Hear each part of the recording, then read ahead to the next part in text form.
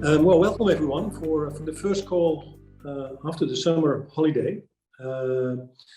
So as usual, Frank will actually kick it off with I think 1 or 2 slides and a few comments, and then hand it over to Adam, who will update you on the Q3 numbers, which I saw a glimpse of and I was really surprised. So yeah, well, let's kick it off, Frank. We are really happy to be continuing these calls. Obviously, we didn't do anything through the summer, but these calls are important to us. One, to stay in, obviously, contact, but more importantly, the data is really important for all of us to get on a continuing basis. So, you know, Peter kind of gave you a little tease up front. I have not seen the data, so I'm looking forward to seeing the results. Before I do that, though, I want to fill you in on 2 things. As all of you, I know, are aware, because I'm sure you're all traveling recently, like I have been.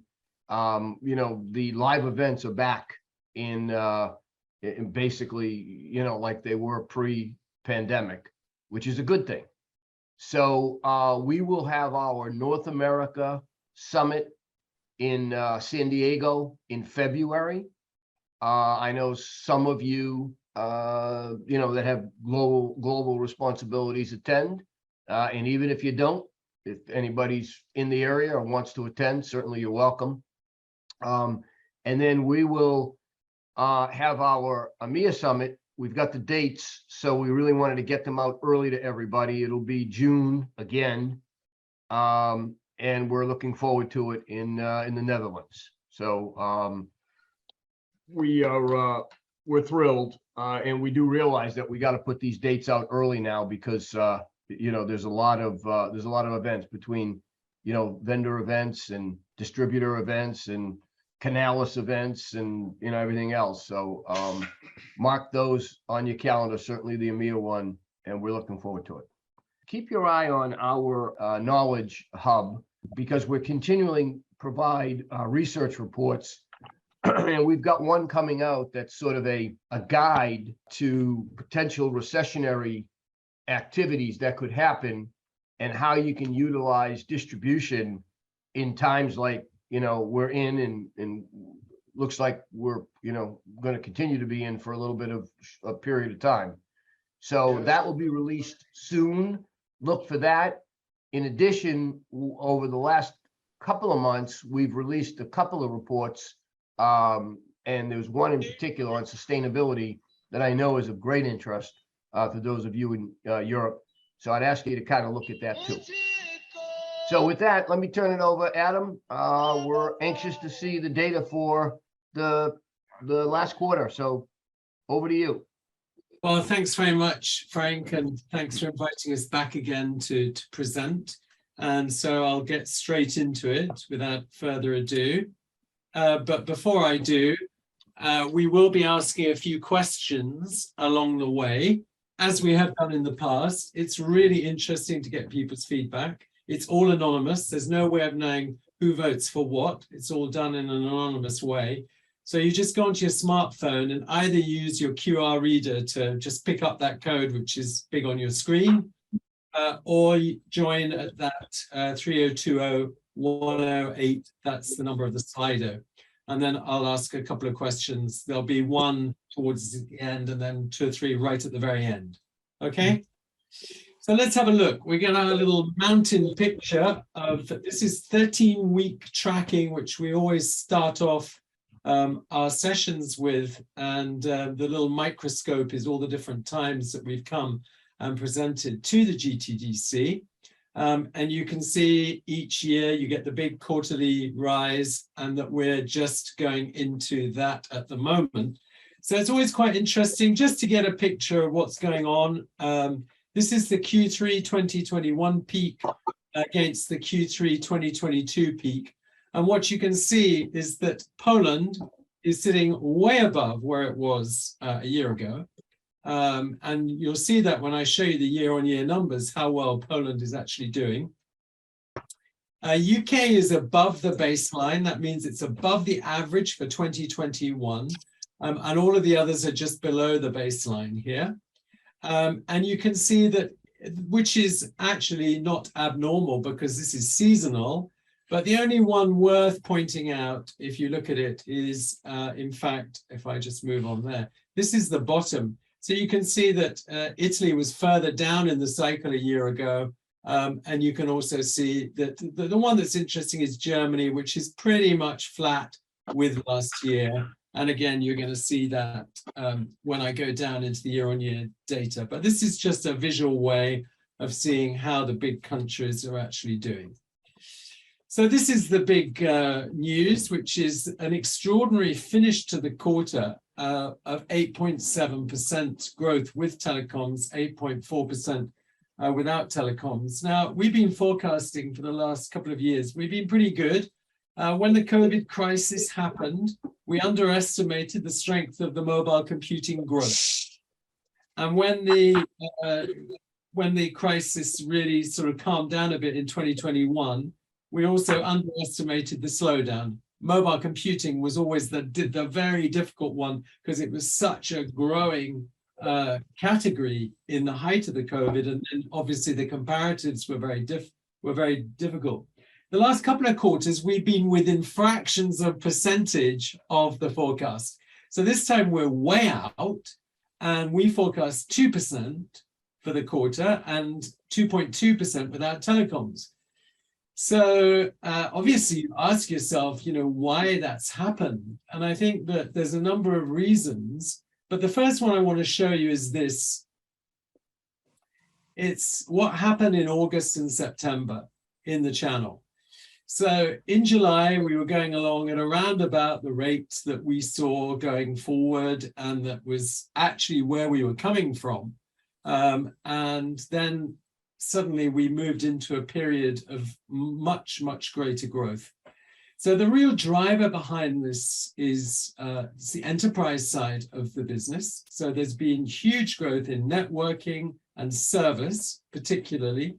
And we're going to go into more detail on that. But certainly what I have heard was that the networking supply chain definitely improved in August and September. I had one person who's in charge of networking from a reseller say to me, you had to see it to believe it.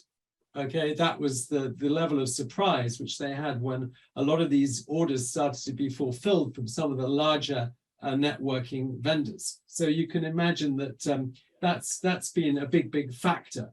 Now, that is not to say that the lead times for some of these products is not very long and that there is not a lot of backlog still. So I don't think we're talking about all of the backlog problem being solved or resolved.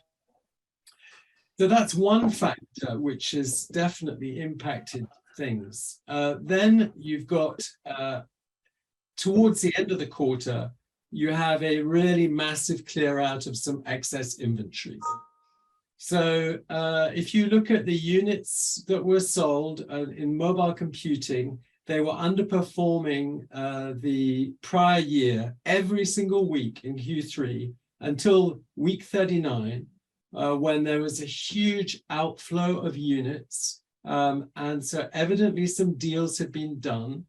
At the beginning of the quarter, we were at record levels of inventory with around about over 20 weeks of inventory, we reckon, in PCs.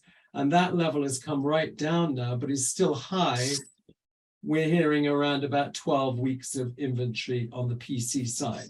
So there's been a huge clear out which has taken place. The business side has been strong. The consumer side has been weak.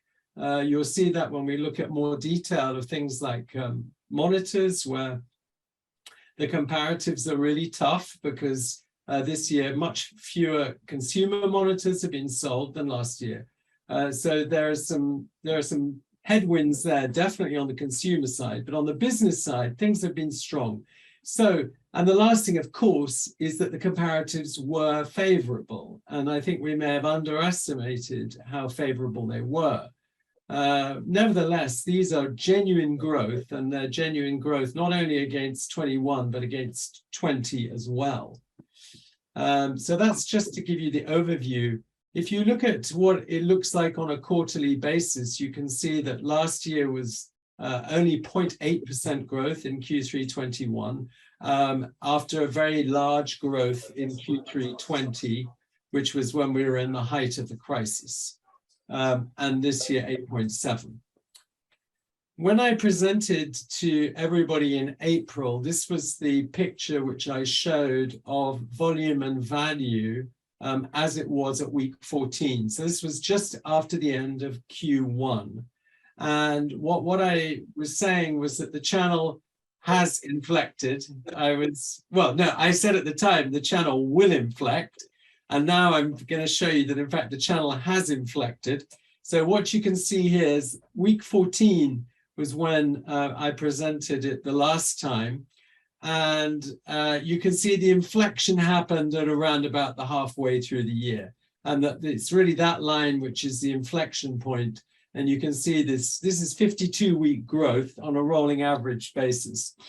And you can see the value business going up, and the volume is staying pretty constant. Again, some really tough comparatives which are there.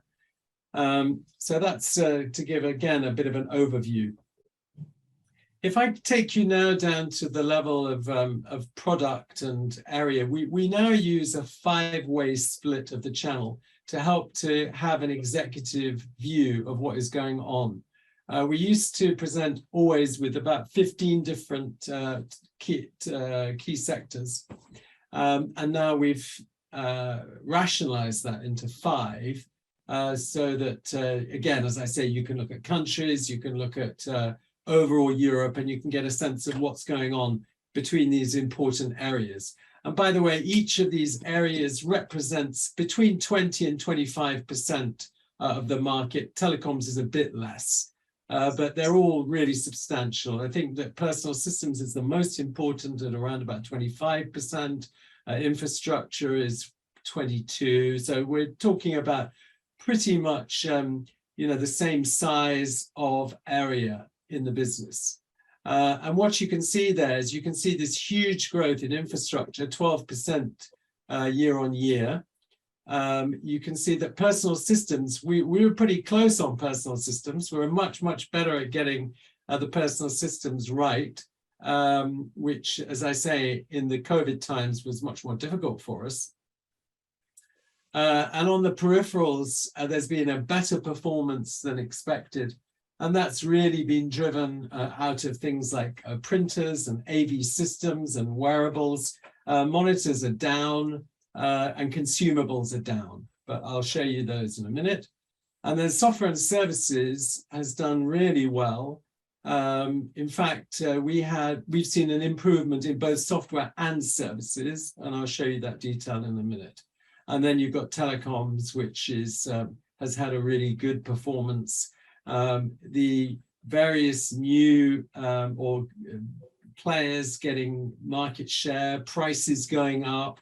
So there's been some quite interesting moves in the telecoms. But as that is not core to all distributors, we always now have put with and without telecoms so that you can see the difference between the two. So that's at the top level.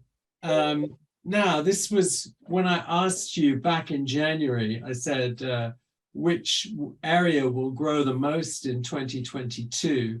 And I think that the one surprise was displays, because very few people thought that the displays business could continue performing in the way it had. And really, to be honest, this year, the driver of displays throughout the year has been the LFD. Even though the LFD is a much smaller part of the displays business, it's probably about 1/3 as opposed to 2/3 for monitors.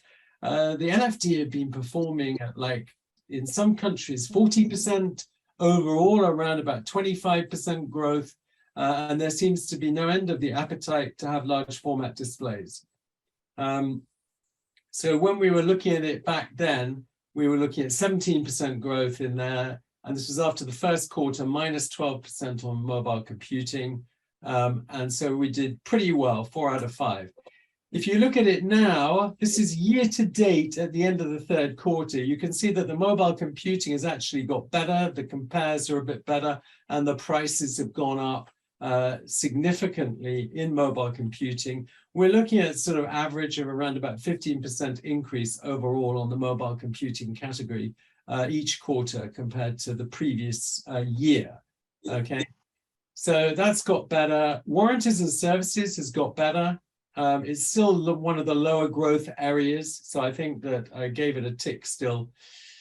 Software has increased its growth since we looked at it at the end of Q1. It's now 14%.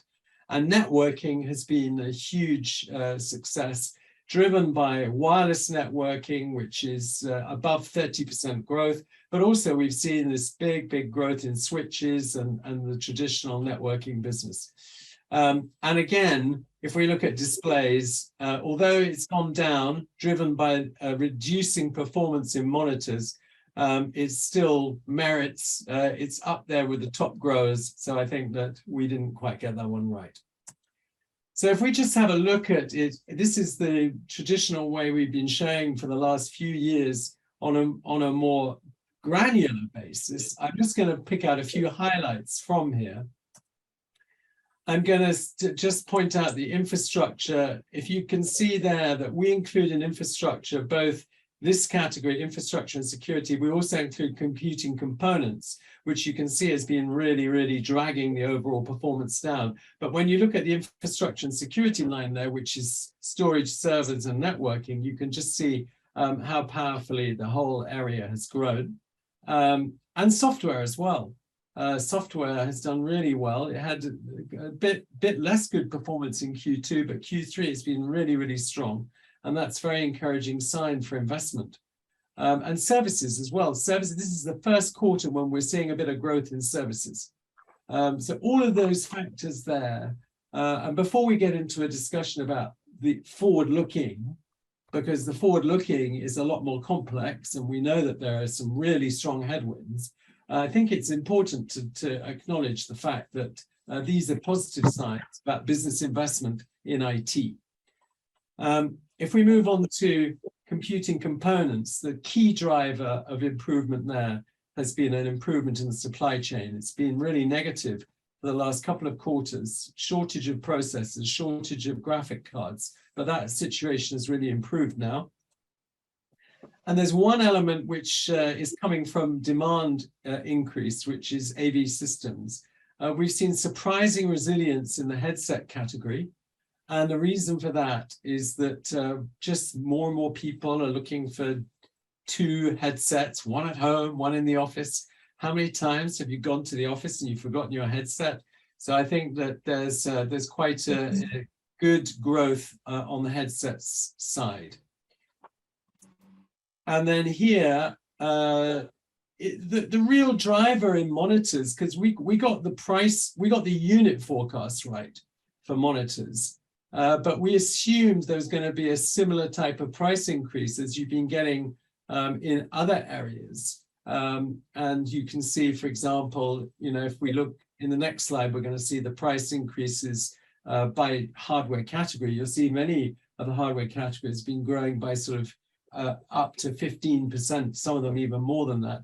So there's been a real slowdown in the ASP growth in the monitors. And that's due very largely to the fact that there's been quite a lot of promotional activity pushing this excess stock out to be sold. And we saw that very strongly in the Spanish Q3 numbers, where for the first time we saw units up and ASP and revenues down overall. And this is a trend we have not seen. We've been seeing units down, ASPs up, revenues either flat or up.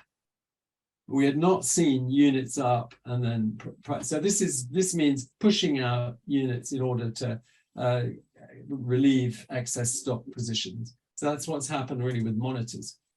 If we look at it on a country-by-country basis, the basic picture is that all countries have outperformed. I think I would like to highlight the fact that this is the first time since I think, let's get this right, Q1 21, I think this is the first time that Germany has been in growth. And I have interesting discussions with German colleagues, and I was over in Germany in September because I was saying to them, look, the growth numbers are actually beginning to come through. They're very gloomy in Germany at the moment. They're very much impacted by the war in Russia, probably, you know, psychologically and business-wise more than anywhere. And so there is a kind of gloominess there.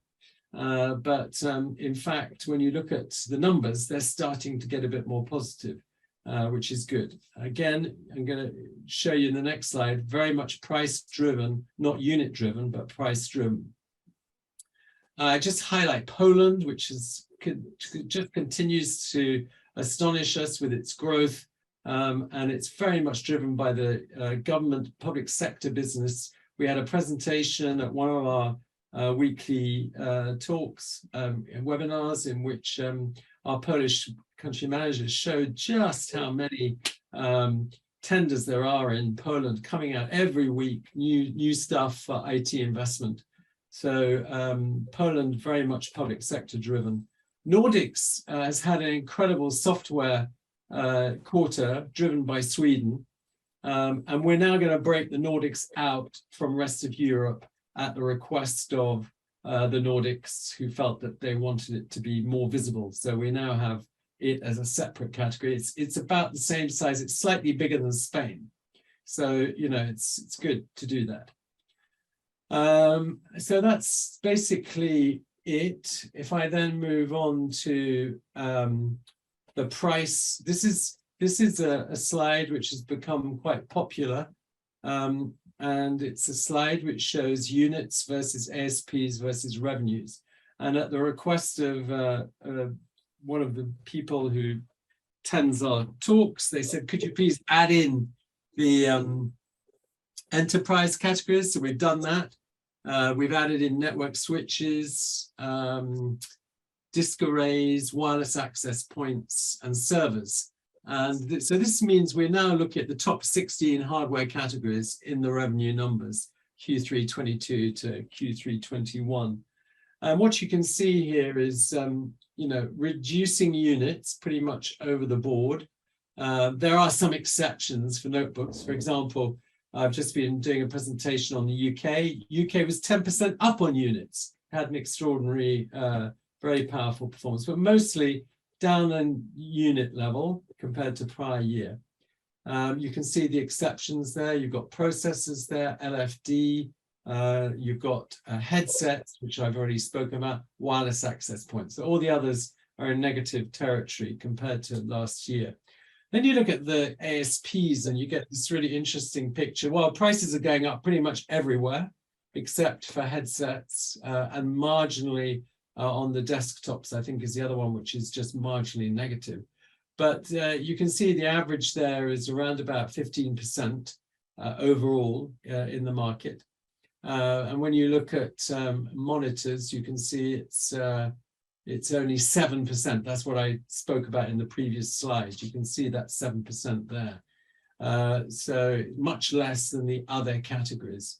So that's, and then from that, we get to the revenues, which is showing the growth in revenues, or in some cases decline. Ink cartridges are down, for example, as is toner and as is tablets. Okay, so I hope that's helpful just to give an overview of that. Now, we asked which channel was going to grow the most back in January, and people were pretty much spot on, saying that SMR was going to grow the most. So in January, it had grown by 4%. I gave half a tick to corporate reseller because it had actually gone down by -1%. When we look at it now, you can see that SMR are now increasing their growth percentage, but corporate reseller have also gone up, and that a retail chain is improved, as has the e-tail consumer. So those are the sort of where we are against what you thought was going to happen in terms of the channels. So let's just have a look and see by country. So what you can see here, this is Q3 year to date by country or by area and by channel. So I just bring a few highlights out from there. You can see this as some of these really amazing numbers on the small and medium-sized reseller, like the UK, Spain and the Nordics. All of them doing really well there. And the only one which has had a lackluster performance on SMR is really Germany. You can see that Italy has had a really good corporate reseller performance. There's a lot of government investment and EU investment coming into Italy at the moment, and quite big investments taking place there. So I think that's one of the big drivers there. You can see the only exception to the retail decline is Poland, where there's still a lot of activity going through retail. Overall, e-tail consumer is suffering because it was the big growth in 2020 and 2021, and it's now sort of correcting itself, and less is going through e-tail consumer. E-tail business is very small, and this gives the total growth overall on a year-to-date basis of 3%. So I'm now going to sort of get into thinking a little bit further ahead. And so let's just take a pause. We've looked at where things are, where we're at. If we were just going to project forward on the basis of where we're at, we'd be, feeling very happy. Obviously, there are lots of headwinds at the moment. So the question is, what is our outlook for the rest of the year? At the beginning of the year, this group said 3 to 4% growth in the channel in 2022. At the beginning of the year, we forecast 3.2%. We then brought that down to 2.5. We brought it down to 0.8, and looks like we're going to end up at around about 2.5 or 3% for the year, unless we have another extraordinary quarter, which I don't think we're going to have quite the same year-on-year performance this quarter, but we haven't done our Q4 update yet, which we're doing at the end of October. We're going to give our forecasts for October. But that was what this group said back in January. In April, you were feeling a bit more optimistic and said it's more likely to be greater than 5%. So that's interesting. So what I'm going to do now is that I'm going to ask you what you think your outlook is for 2023. This is going to be really helpful for us to have a sort of sense of what you think the outlook looks like. So, wow, okay, interesting. So I've got 12 responses and 13. How many have we got on the call? 38. I mean, if we got to half the people, if we got up to 19 or 20 responses, that would be tremendous. Well, that's the first bit of feedback which I've had. Now, that's really encouraging. And I'd love to know why people feel positive like that. I've just come out of a call where I think the most positive feeling that people had was the backlogs are still so important that it's going to really help us through 2023. So I'm going to give you just a few, let's say after listening, we did 5 forecasting sessions last week.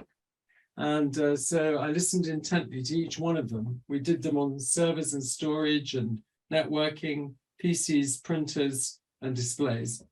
And so this is really a summary of what I heard as to the positives in the outlook going forward. So I just share that with you, and I hope this is helpful for you. So the first is government and EU spending. There's no doubt that when business is going through a more difficult time, that the government, and particularly this huge budget of the next gen EU spending, is really important. And so that one is going to be a positive. There's the whole post-COVID acceleration of digitalization, where we've seen it become more of a priority. I was talking to some people about it today, and they said, even before COVID, this was the case. But the post-COVID acceleration of digitalization is an important area. We've seen huge demand. I was talking to one networking vendor who said that the biggest demand they're getting is from the SMB business. and driven by software as much as by hardware. And of course, the knowledge that people need to be secure and have good infrastructure. So the supply chain improvements and inventory reduction, there's definitely some supply chain improvements, but it doesn't sound as though all of the, particularly the long lead times have been resolved, but it's definitely got better. And the inventory has been reduced, we know for a fact, on the PCs. There's a bit of concern about getting the supply right on products like printers, whether there's been a bit of overcooking of the order book by people who wanted to make sure that if they didn't get an order through one distributor, they get it through somebody else. When an order book is linked to a client deal, you can't actually do that. But when an order is for more of a commodity product like a printer, you can do that. And so there's a little bit of concern there might be an inventory issue which will hit the imaging area, which has been, as we all know, the total opposite throughout COVID. There's been a shortage all the time there. Software growth. Software is continuing to grow and very high percentages. Not at all. It's not dependent on the supply chain, so a real positive. And then we've got 3 drivers. I like these. These are 3 really important drivers which are driving investment. So there's sustainability, which Frank spoke about at the beginning. The fact that one person in our forecasting session said, hey, what happens if the government mandates more ecologically friendly equipment to be put in over time? What a great boost that'll be to the industry. We know that those types of mandates really change things because, you know, things like cars which emit too much fumes, people just have to go and buy a new car if they want to avoid, you know, paying very high road tax or, you know, fees for going into cities. Security, that's it, another big one, big driver. And then the flexibility, you know, I was at a presentation about new working practices, and the thing which employees value the most and which is keeping people is enterprises which provide them with flexible working conditions. And so, you know, we have to have the infrastructure to support that. And lastly, the backlogs. Well, this is an area I'm really curious about. I'm really curious to know how the backlog is. When I speak to UK people, there's a kind of positive sound. Hey, the new orders are filling up the backlog. When I speak to French people, it's gloom. Okay, so we don't have the data. And of course, if we're trying to forecast, that backlog information is really, really useful. So I'm going to ask you a few questions today, just to see if we can sort of get a feel for what's going on in those backlogs. The negative, which is pretty well rehearsed, we can't switch on the news without hearing the negatives. The worst thing is uncertainty. Consumers are worried about whether they can pay bills, but businesses also worry about the cash flow and changing conditions, you know, so that's a big worry. And that's caused by the war and now recession, which there was an article today saying that recession is now causing more concern than inflation. And inflation and energy costs, these things there. Now, I think the big question for the channel is this: are all of these negatives going to outweigh, or is it this underlying drive to invest in IT, which is going to be the driver, even through these headwinds in 2023? So I think that certainly when we're weighing up the 2023 forecast, that's the type of question which we're going to be looking at. The China COVID management has caused so much problems in terms of logistics and closing down Shenzhen and production and all things like that. Fewer opportunities in education. We've had such big stuff coming through the education sector in COVID. There's still some big budgets out there. The German budget is huge, so that could be a big opportunity.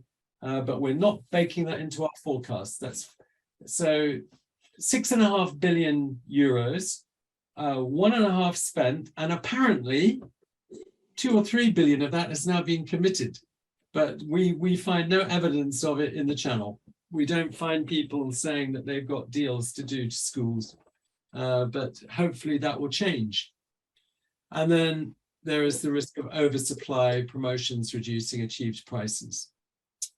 So now I'm going to move on to the backlog question. Just to finish off, we'll see if we can ask this question to you.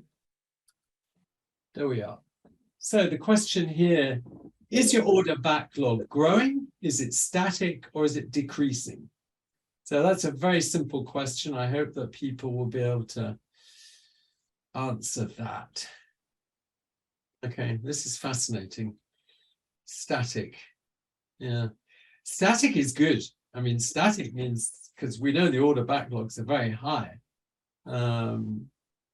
So it's rather encouraging that it's, in fact, 85% are static or growing. Okay, it's a small population. There's 16 people who've responded out of 30. I don't know if anyone else is going to respond, but it's still pretty encouraging. 3/4 of the people see the backlog as being static or growing. So let me then move on to the next one, which is consumer channels. Try to get an idea about whether the order backlog is significantly higher, or the same as normal, or lower, or significantly lower than normal. So there may not be many people on this call who are really focused on consumer. This is what I would expect. I mean, we're about to go into Black Friday, and I think everyone's very concerned about what's going to happen then. Okay, so I would say generally slightly on the negative side. Oh, one person who says higher. And then let's have a look for the business channel. Let's see what you think for the business channel. So basically the same or higher. So we can see that difference in the business and the consumer side. Okay, that's very good. So I'm just going to ask one more question, which is here. What one factor do you think will most impact the channel in 2023?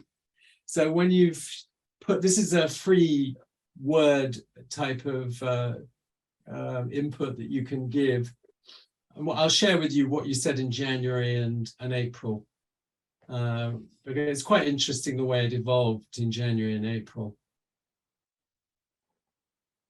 Okay. So, my goodness. Recession, inflation, war. Okay then. Well, thank you for giving me that. I'm going to just show you now what you said the last time. The last time. So back in January, it was inflation. And I think you were pretty much ahead of the game there. I know it was beginning to show, but I think that for me, when this group highlighted inflation, it really was a moment of truth. And then in April, inflation had receded, and obviously we were just facing the war. So the war was the top one there, and that's recession, which is very much following what has been said in the press recently. So thank you. I hope that that's okay. I hope that you find that a useful input for this quarter. And Adam, I hope we're wrong on the last slide. I'm afraid not, because I also voted recession there. But yeah, let's see what it brings. Yeah. And also curious to see what the next quarter is going to be, because this quarter surprised us. At least it surprised me big time. So let's see. Yeah. It's a strange world we're in. It is a very strange world. It's very strange to be looking at such a successful quarter and then thinking, well, where it's actually going to in the future. So I think that there is that sort of level of uncertainty. But I must say, I take away as really encouraging the number of people who see positive growth in 2023. I take that as a strong encouragement. I mean, I'd love to know what it is that is the factors that you're weighing up in there.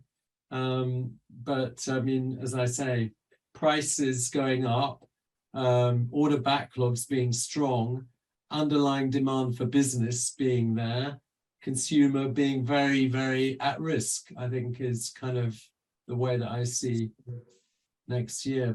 Okay, well, hey, thank you very much. And thank you all for attending this call. The next call, I think we'll probably do another one just before year end. But we'll get back to you. So, well, have a good quarter. And we'll talk to you soon.